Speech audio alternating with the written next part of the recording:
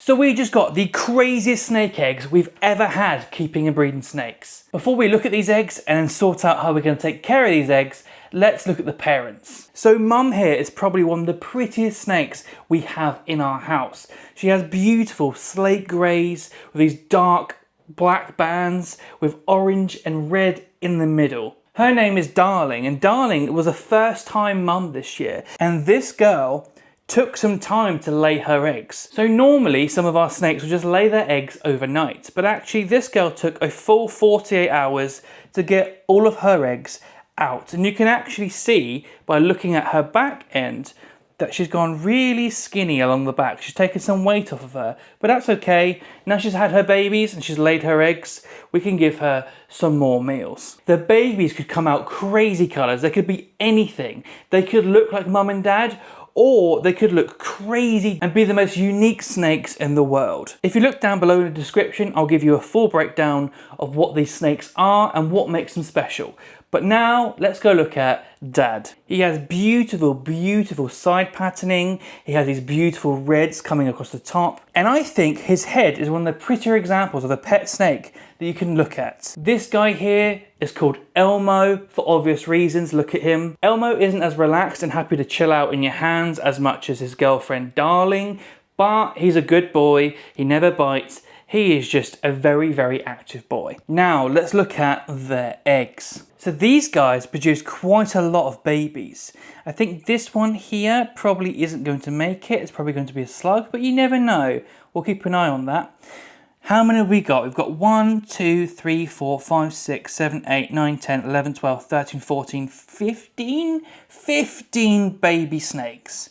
Hopefully anyway. But what we need to do now is look after these eggs and put them in an incubator to keep them warm and moist like they would be underground outside. So to do that, what I'm going to do is pop these eggs here. I'm going to use this lid of their tub to have a look. I'm going to take this entire clutch here that's all connected to each other and gently put it over here.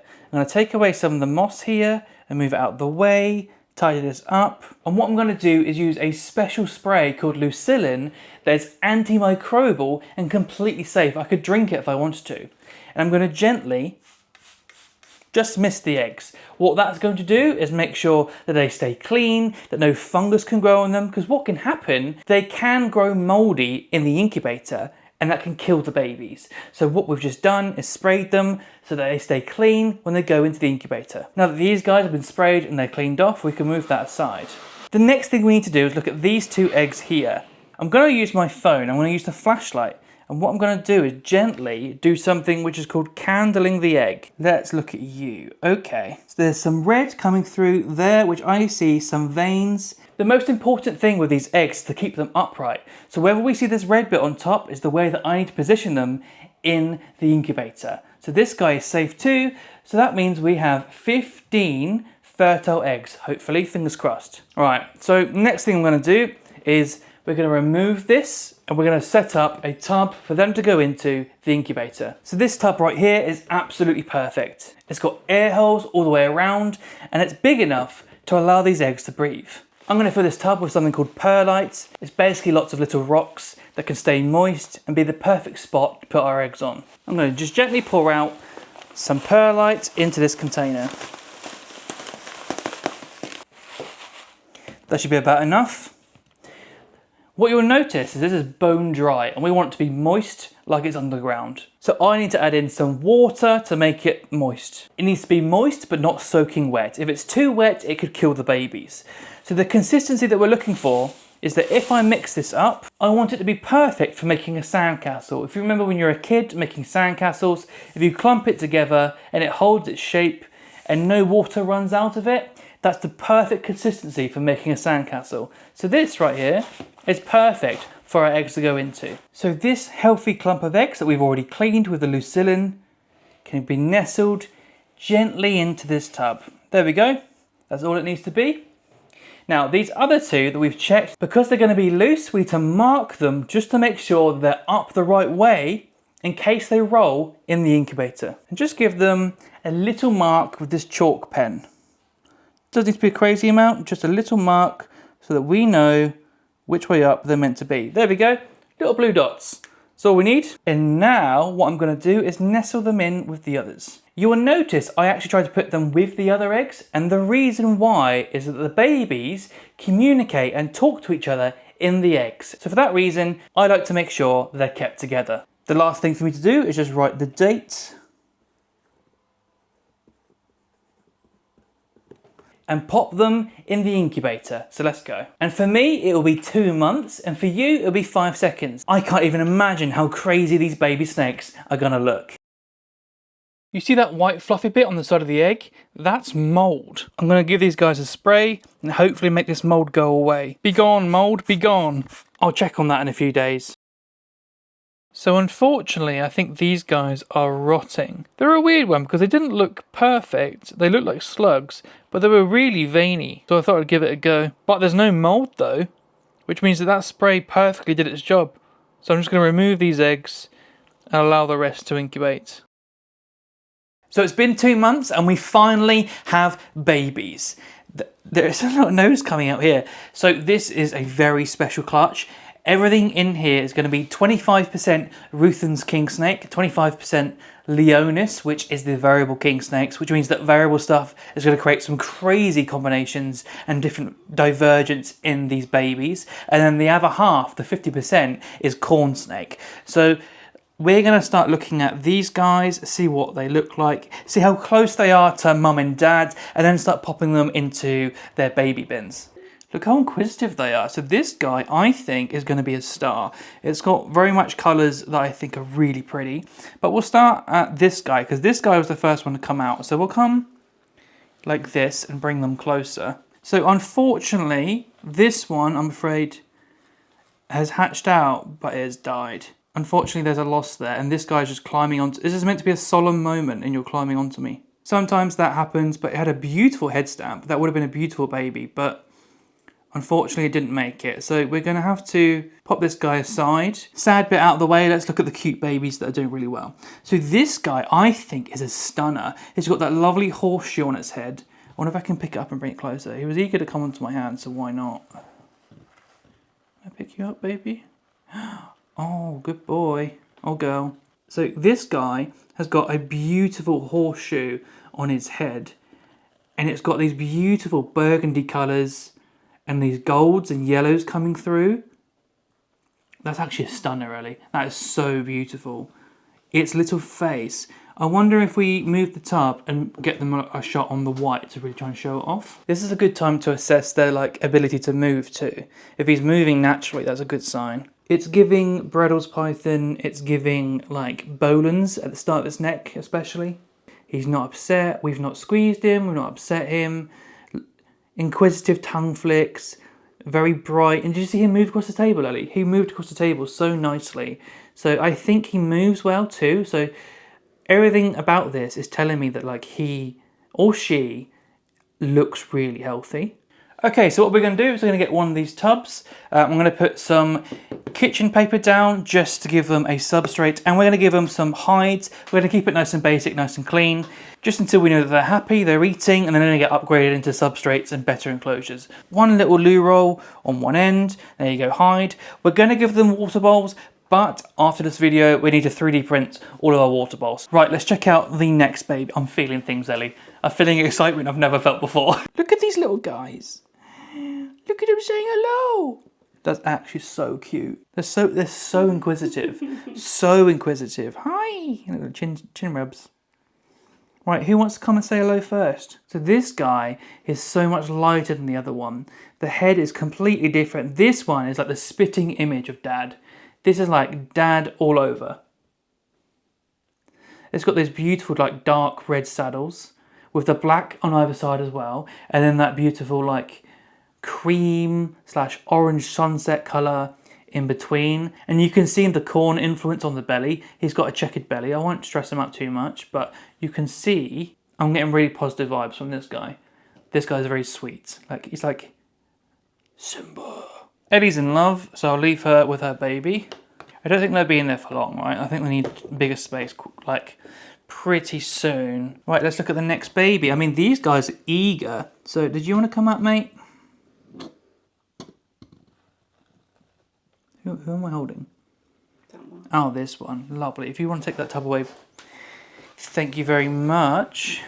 I'm getting the same vibe from this guy. This guy is equally as beautiful. This one takes after mum. So you can see from this guy to the last guy, dad versus mum. You can see those reds and that silver in between. And it's almost got the same sort of head shape and the head stamp as mum. It's got the eyebrows.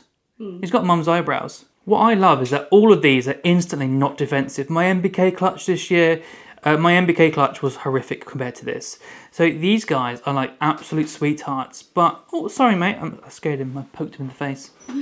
So when we talk about like domestication, these, you can really see it in action. I mean, this isn't anywhere near down the line of where you think it needs to be, where you can say this is fully domesticated.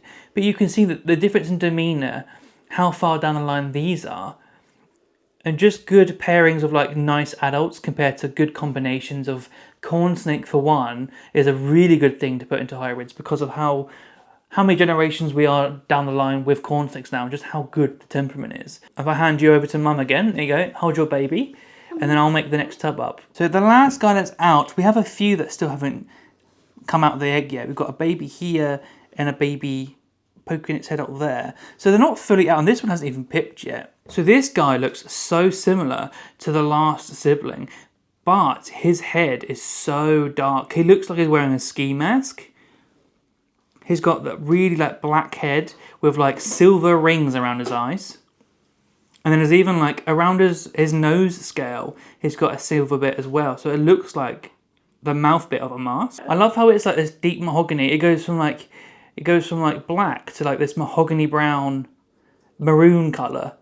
And then into like this almost like ambery red in the middle. And then randomly in the middle of some of them, they've got those little bow ties. So I was saying, like, because it's got like a ski mask, if you were to try and create a line or a breed that looks like this, and you have that head, I thought of like ski mask, maybe like SKM line. But what was it you said earlier, Ellie? I think it should be called the bandit line. You could have a line of bandits. Like, oh, that's a little bandit. Look at that. That's so cute. He does look like he's about to like break into someone's garage or something. The little bandit with his little mask on.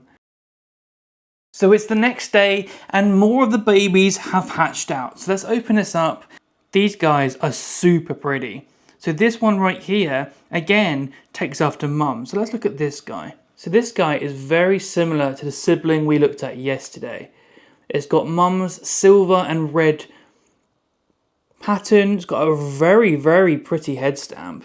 If we look at the striped saddles on the back, they start on a black border and they go to mahogany and a bright red in the centre. If you look on the head there, you can see that spot behind the neck. That's very, very corny.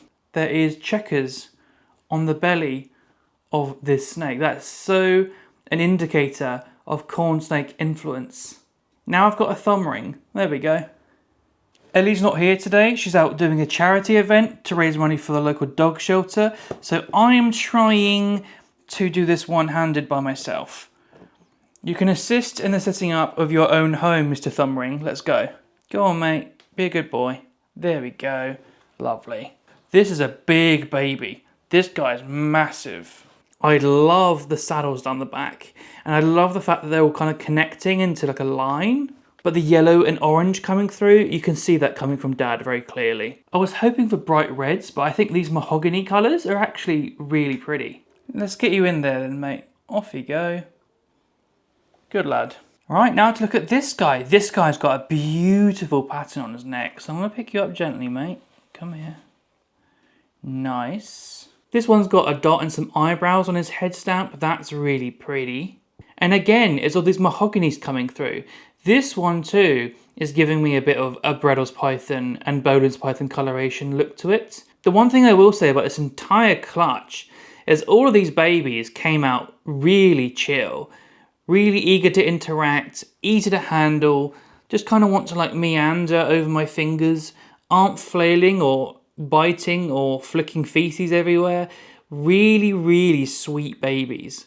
We're just going to let this guy go gently into his new home. Gentle, he says, as he flops. There we go. Nice. Oh, look. This one in the egg is coming out. He looks a little bit shy. Are you going to come out? Oh, no, he's going back in. He's like, I'm not ready. This guy was so late to pit that I was kind of worried. Are we going to have our first little yawn? Aww. Well, we're not going to force this guy to come out just for this video. If he comes out in the next few days, I'll put some footage over this section now that I get of him after. But we're going to move on to the guy that's hiding underneath the pile of eggs that needs to come out. I'm going to try and get to him without disturbing this guy. So, there's a baby down here. Hello, buddy. I need you to come out, mate. Oops. There he is. Oh my god, you are gorgeous. Hello. Boop.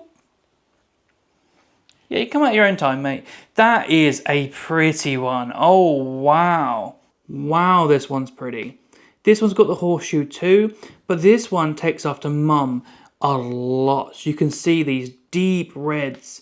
I don't know how well the camera picks it up, but there are deep reds on this baby with this silver all the way in between, with that beautiful mahogany coming up in the center of the saddles, and then like that horseshoe is just beautiful. I think the reds on this guy are going to develop quite nicely, and I think this is going to be absolutely beautiful as it gets older. This guy is still playing peekaboo, so what I'm going to do is we're going to put the lid on him, we're going to put him back in the incubator so it just stays a bit warm, and then maybe later on the day I'll check and he'll be out, maybe even tomorrow morning. We'll just give him the time. We know that he's okay. He's coming in and out, so he seems okay.